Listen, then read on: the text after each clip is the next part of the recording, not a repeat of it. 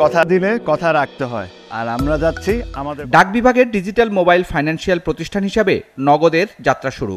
কাগজেপত্রে ডাক বিভাগের হলেও পেছন থেকে কলকাঠি নেড়ে ইচ্ছেমতো ব্যবসা করত একটি থার্ড পার্টি। আর এ কারণেই নগদের পরিচালনা পর্ষদ ভেঙে দিয়ে প্রতিষ্ঠানটিকে সরকারি নিয়ন্ত্রণে নিল বাংলাদেশ ব্যাংক। মালিকানা নিয়ে প্রশ্ন আছে এবং এই প্রতিষ্ঠানটার কিন্তু প্রপার মানে আইনগত যে সার্টিফিকেশন, যে রেজিস্ট্রেশন, সেটাও কিন্তু পুরোপুরি ছিল না। ইন্টারিম ভিত্তিতেই বছরের পর বছর চলছে, কয়েক বছর ধরে ইন্টারিম চলছে, যেটা ইনডেফিনিটলি চলার কথা নয়। এবং ডাক বিভাগের একটা বড় শেয়ার এখানে আছে। তো সেই জন্য গভর্নমেন্ট এটাকে ডাক বিভাগের পক্ষে এটাকে মালিকানাটা হস্তান্তর করলো, মানে এইটার কন্ট্রোলটা নিয়ে নিল। নগদের অনিয়ম খতিয়ে দেখার পর বিদেশি বিনিয়োগ আনতে উদ্যোগ নেওয়ার কথাও জানান গভর্নর।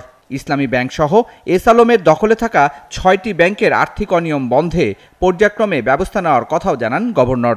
বিকাশের মতোই একটা স্বচ্ছ, কমপ্লায়েন্ট, ইন্টারন্যাশনালি রিকগনাইজড একটা আইকনিক প্রতিষ্ঠান হোক। হ্যাঁ, বাংলাদেশের আমরা যেটাকে বলি ইউনিকর্ন প্রতিষ্ঠান কিন্তু একটাই, সেটা বিকাশ, আর কেউ নেই ওই ক্যাটাগরিতে। তো সেই ক্যাটাগরিতে আমরা এটাকে নিতে চাই।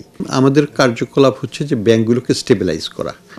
আমি মনে করি যে এই পর্ষদ ভেঙে দিয়ে এটার মাধ্যমে আমরা ইসলামী ব্যাংকটাকে একটা স্টেবল জায়গায় নিয়ে আসছি। ইসলামী ব্যাংকের প্রাক্তন যারাই ছিলেন তাদের সাথে আমরা কথা বলেছি, তাদেরকে আমরা বুঝিয়ে দিয়েছি। আর্থিক খাতে শৃঙ্খলা ফেরাতে বাংলাদেশ ব্যাংকের ক্ষমতার সর্বোচ্চ প্রয়োগের কথাও জানান গভর্নর আহসান এস মনসুর। সুশান্ত সিনহা, ৭১, ঢাকা।